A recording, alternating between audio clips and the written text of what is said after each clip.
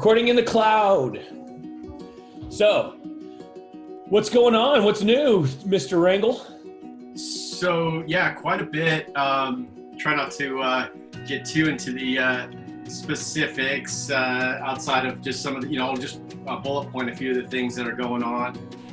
We had the Corona's addendum and amendment come out, and then it's also followed by the coronavirus property entry advisory and declaration. So we have real estate is now considered an essential business. And what that means is we now have some rules on how we can move forward with conducting real estate. Obviously, it's not business as normal. We have specific guidelines on what we can and can't do. It's really been impressed upon us to make sure that we're doing everything possible to work remotely, to set up virtual tours, to limit the person-to-person contact. I mean, the threat's real.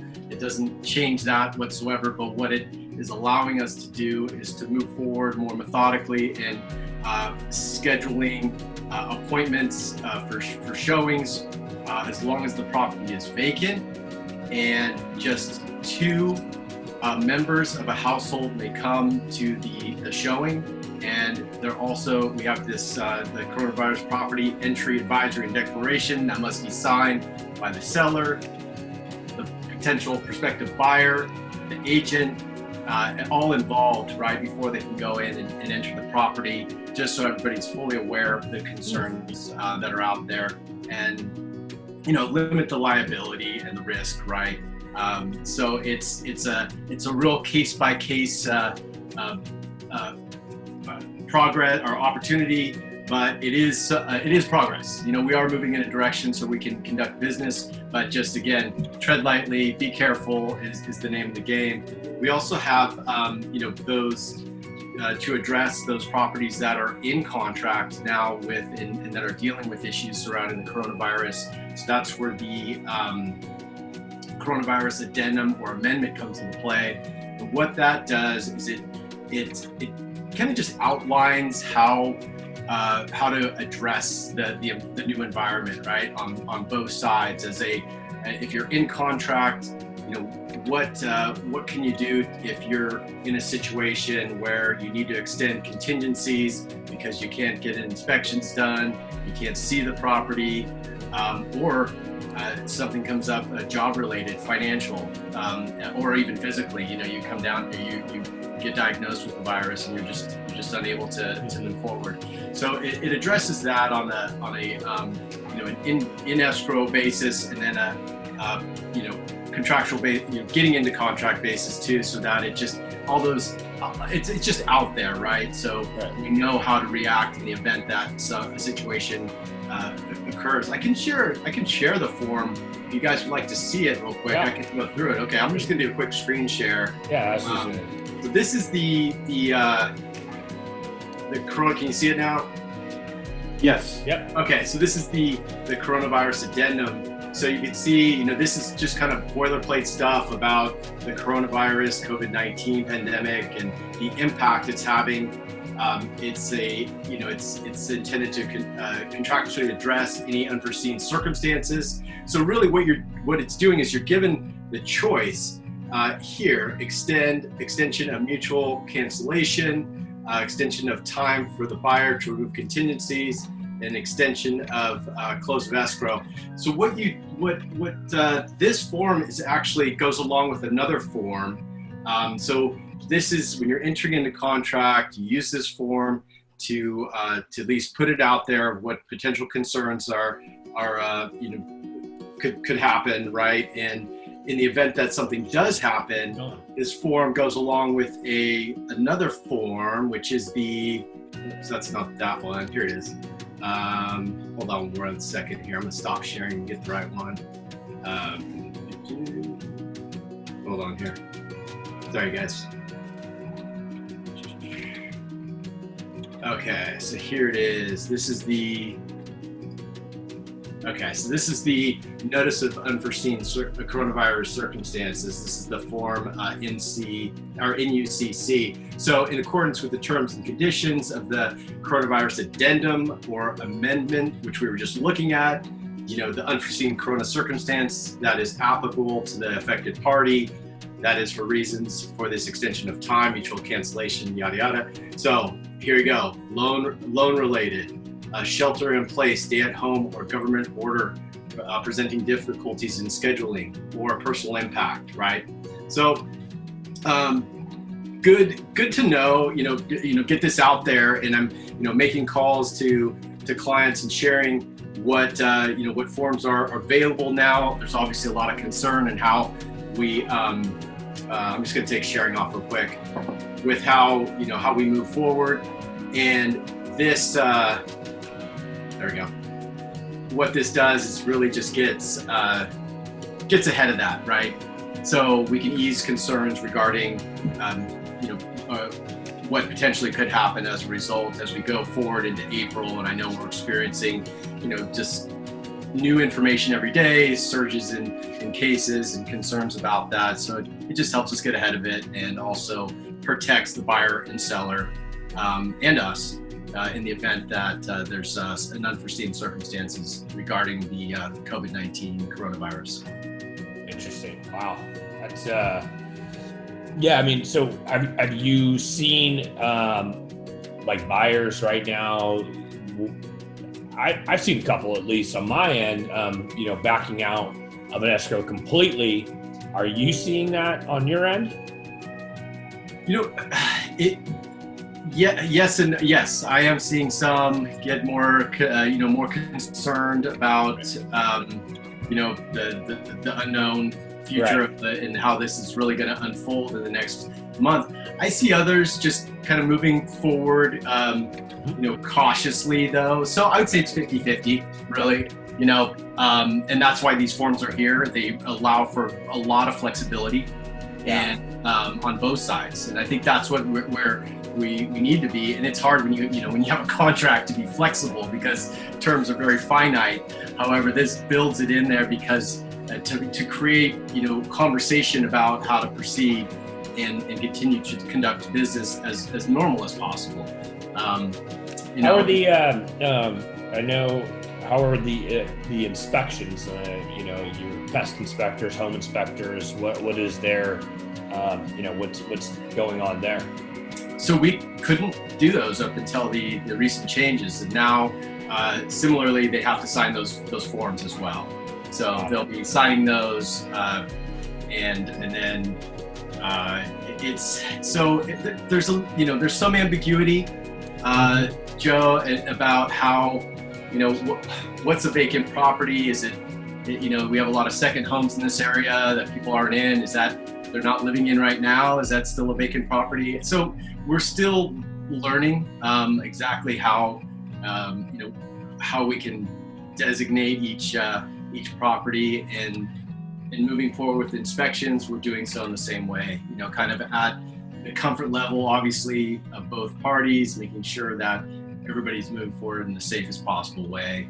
The preference is to, hey, if we don't need to do it, let's not right now. Let's just hold off. But again, it's people need a home, and we need to make that happen. So we've got ways to do it and work around it. Got it. It seems like everything's really case by case too. Exactly. Yeah. Yeah. Well, even I think everything has to be evaluated on a case by case basis, just because of the magnitude of what is going on, and everybody still has unique situations. I mean, there's still people that are moving or had plans and that had been interrupted, and obviously there's a lot changing. So just got to try to evaluate things. And then I think the big topic that I'm seeing is unemployment. Those numbers today, the unemployment claims, let's see, it was pretty significant. Let's see, Bureau of Labor Statistics report there were 701 job losses just in the month of March. And the expectations were 150,000 job losses. So quite a huge difference of 4 times, worse than what was expected. So, what do you guys think about that? I think it's very telltale of what it is that we're going to be seeing a little more of. I think April is going to be critical mass for the COVID cases, for unfortunately, sadly, the deaths. And I think also too, when it comes to unemployment, I think a lot of employers are trying to hold on the best they can. But what's also intriguing is that there's job growth in some other areas too. And it really comes down to what that area is and if it's an essential business, or also having the ability like what we're able to do, and we're able to get a lot of work done at home. We're able to work remotely, and even at Loan Depot, all 6,600 employees are working from home right now. So I think that it really comes down to job sectors, and Amazon's hiring, Walmart's doing a ton of hiring right now. I've heard Costco's doing some hiring. So there's areas there where people are able to try to find jobs, but then there's been a lot of concerns when it comes to, I was reading this morning how everything from housekeepers, nannies, they're really struggling right now. Mm-hmm. Of course, we know when it comes to beauticians, when it comes to people who offer any kind of these services that are considered non-essential. I know some people personally who are scared right now. They don't know what the future might bring with all of this. So it's there's really like 2 sides of the track happening simultaneously. It's as that cliche term keeps going around. It's very unprecedented. That's a really good point, Matt. I mean, you paralleled a lot of different recessions, the last conversation we had, right? And yes. We get through it, right? But after that conversation, I can't help but think about just kind of reflecting back on them and thinking about just the Great Depression and how it wasn't about people not wanting to work, it was the lack of work, right? Where yes. You're saying right now that there's work, it's just shifted. So that's a really positive in that, if those persons who are doing the housekeeping or who are a majority of businesses out there that are not deemed essential can still shift temporarily, look for opportunities out there, and that they are there. There are companies hiring. There's work to be done, and that's a good takeaway. I think overall, it's going to be the employees. I mean, our economy is definitely restricting, and because of this, and it's mandatory, and businesses are in turn doing the same thing with the layoffs. I think it'll be interesting to see how long that lasts, and then afterwards, how do we expand, or do they expand the same way after too? So for example, like maybe you go from a company that has 1,000 employees, and you've cut that down to a third or maybe even a quarter.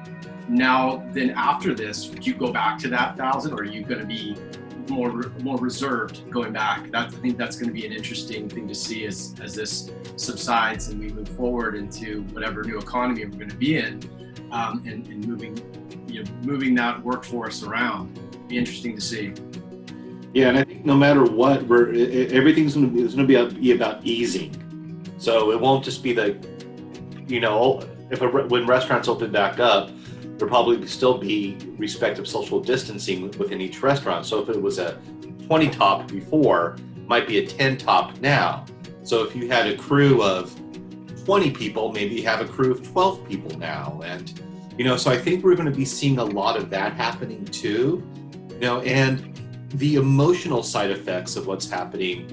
I was I was listening to Sam Harris talk a little bit about that too, that there are some of the emotional side effects we have to be paying attention to, and how that's going to affect people just getting out there and wanting to work, trying to conquer this.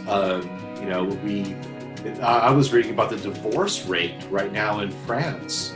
I mean, it's really high up. there's all this being so unprecedented that I think that, you have certain personalities who are like, you know what, I'm going to work, I'm going to get through this, just charge on. You're going to have some other people who I think are going to feel like this malaise and this COVID-19 hangover through a lot of it too. Yeah, I think, Joe, and you may appreciate this analogy, or you will appreciate this analogy. This is definitely a marathon. I mean, this is a distance run where you really do need to pace that yourself emotionally, physically, mentally to continue, persevering, right? It's not that same, quick, hey, we went through a week or 2 weeks. This is going to be that distance, that mental challenge of staying focused and keep the legs moving, keep your getting up, doing the routine as if your business is normal, despite the elements, right? Right, and being absolutely. In the marathon, I love that analogy because especially when you start talking about like long distance, right, and with hills and terrain that you've never experienced before. And, with that, just really understanding that, there's going to be points that there's just going to be a lot of change during that race, and just knowing that it's going to come. And I was thinking about this, right? 664,000 CPAs are in the United States. Did you guys know that? No. 664,000. So that's kind of like, whoa, think about this. Right? Before the Great Depression, before there was tax code, before all that stuff, right? Or even before, there was no CPAs, there were no jobs. Over 500,000 people now are CPAs, and they get paid well and they make their living that way. That's just one example, right? So wow. Yes. Think about that. We have no idea what this next mountain, we know it's a mountain, and we're going to get through it. And I think that we get so conditioned to be, jobs. We need jobs, right? Well, really, jobs is just exchange of value. And the way we exchange value throughout time has just changed as humans have evolved. So, it's really, really interesting. I think this is definitely a biological evolution, obviously with the virus, but also a technological revolution with technology and how it affects how we exchange value with each other. And I get goosebumps because I'm like, oh wow, what's going to be the next thing? So I think it's, do you take that on and get really excited about it, or do you think it's a doom and gloom and it's something that we have to be worried about? And I think it's definitely the more optimistic side. Well, right. I mean, when your last big run, you went in, you were telling me you didn't expect rain, right?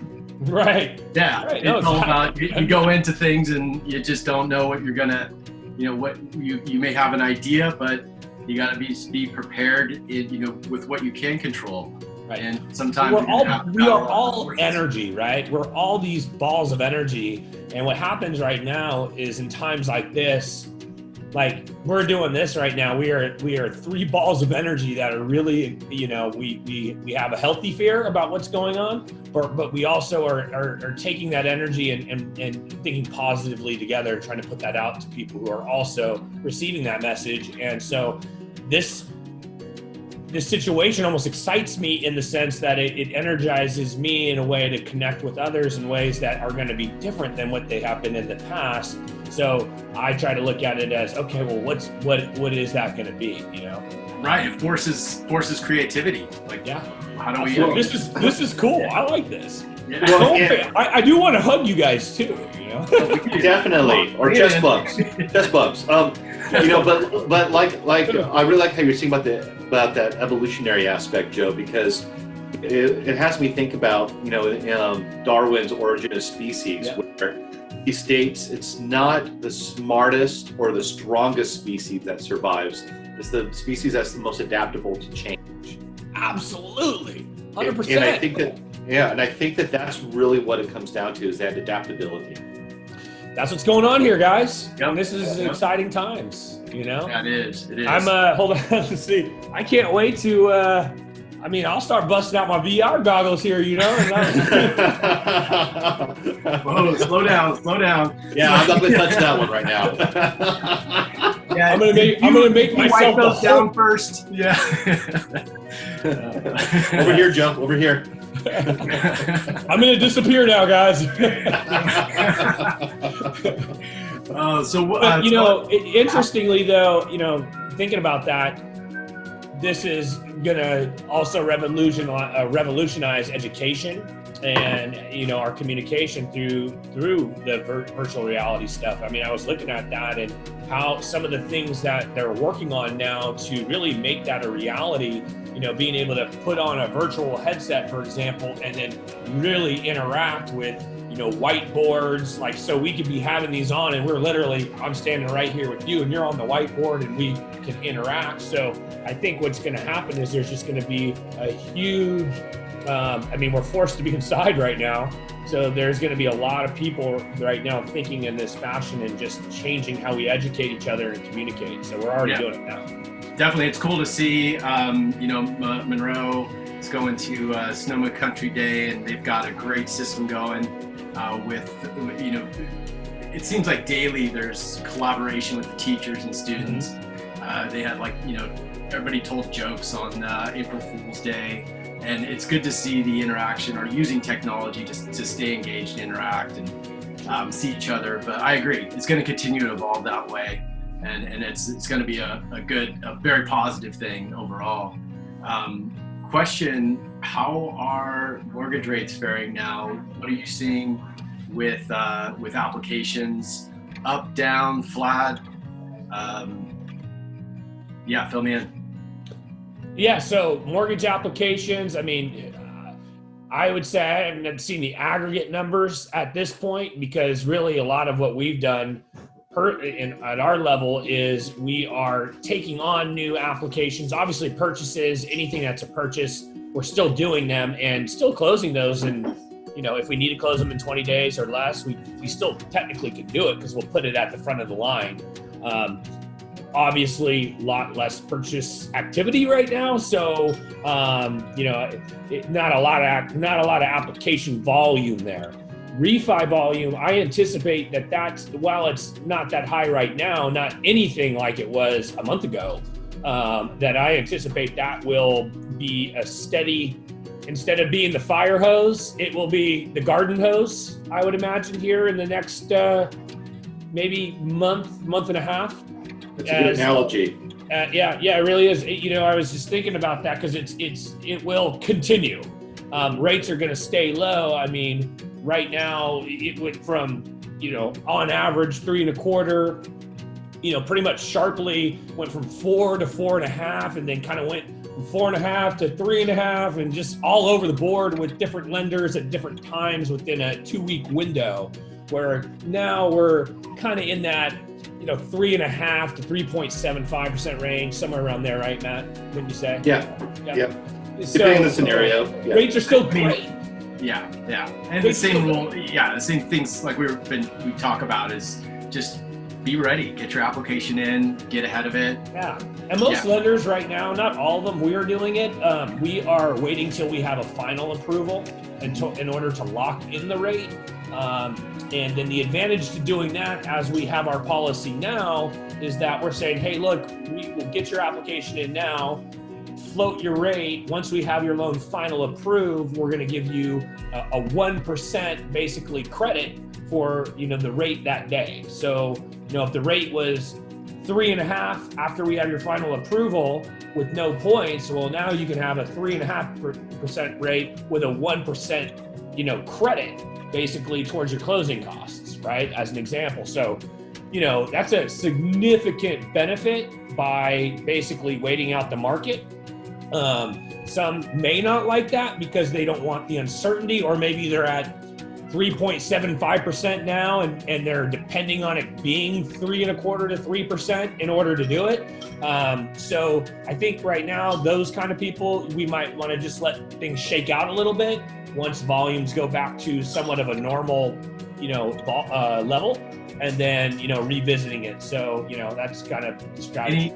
Any concerns with, just 2 more questions, any issues with getting appraisals done? I've had 2 happen in the past couple weeks. I mean, I had one where the appraiser went out in Fountain Grove, went to the house. She wore gloves, wore a mask, and got the appraisal back within 2 days. So one thing that I've heard from a couple other lenders, and I won't mention who, but is that they've been having more difficulties just due to the fact that a lot of appraisers are 50 plus and are very concerned about being around people. I really think it depends on who you have on your rotation and just the overall scenario too. But when it's come to appraisers and when it's come to notaries, we've been able to still get everything done, meaning the completed aspects of the loans that are dependent on these third-party individuals. And we have a very, very higher than normal volume right now. So, I'm personally overseeing all the transactions through our branch, and, we have scheduled to close projected over 114 loans. And we've already obviously closed, quite a few last month. And then we have this month, all the appraisals are essentially coming back. But what I will tell you is on 60, almost maybe 70% of them, we have an appraisal waiver, which is awesome. Yeah. So that is very nice. And we're really getting those a lot, but it's not a guarantee. On the 30-40% that we have to get an appraisal on, basically what our appraisal management company is doing is they are determining what the least what the investor is going to require that's going to be the easiest. So in other words, if the investor is going to allow an exterior or drive-by, which most of them will now, we're going to do that. It's I think it's been really nice that our appraisal management company is working behind the scenes to get that done and make it pretty easy.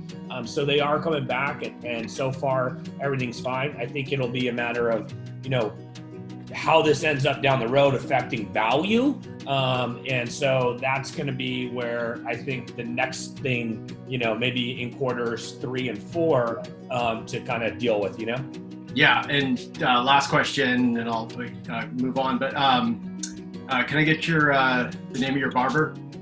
Yeah, Joe Jacobs. Yeah, right. I got you. I love it. I think I'm going to go for the Corona cut soon. Yeah, I think I'm ready to do it again too. Yeah. Let's go. I love it. We'll call it the Rona Buzz. The Rona Buzz. There we go.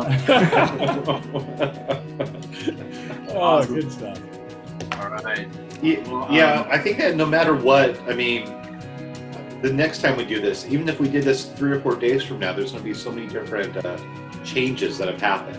Right. It's like this continuum of the moving target right now. Beyond the loss of human lives, beyond the fear that's out there, that is going to continue to grow, unfortunately. But I think with people trying to manage a certain level of normalcy, I think we're going to see the continuum of this moving target all through this process. Right. I agree. To look for the silver linings, they're there. It may be hard at times, but so definitely we'll persevere for sure. I agree. Yeah, no, and you know what's cool? I like this.